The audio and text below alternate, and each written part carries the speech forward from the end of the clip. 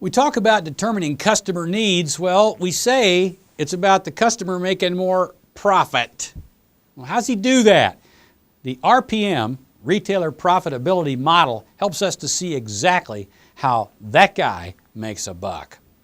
This is part one. It's a complicated subject. We break it into two parts. Retailers want to make a profit. We want them to make a profit, but we'd like to make one too. So how do we get that done? Retailers want to cut costs. The problem is they see you and me as a cost to be cut. Well, now that's a win-lose relationship. Retailers, however, also need to create revenue by increasing their traffic or by getting more money from that increased traffic, and they can do that without cutting us. That can be a true win-win. But the problem is a lot of our retailers do not see us as being a revenue creator for them, as well as they should, and we need to fix that.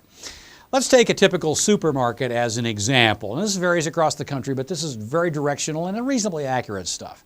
A supermarket makes revenue. They take away from that their expenses. That gets what we call their operating profit. They're making a buck there, okay?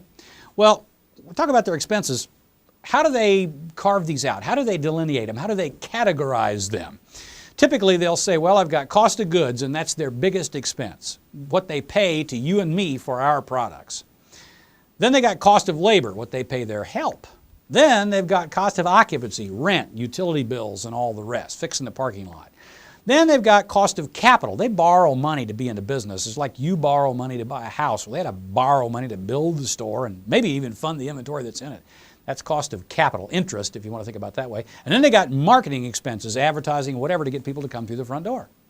Now, they may have another box or two in here, or they may decide to put some of these together and have fewer, but typically that's the way a supermarket or supermarket chain divides up its expenses.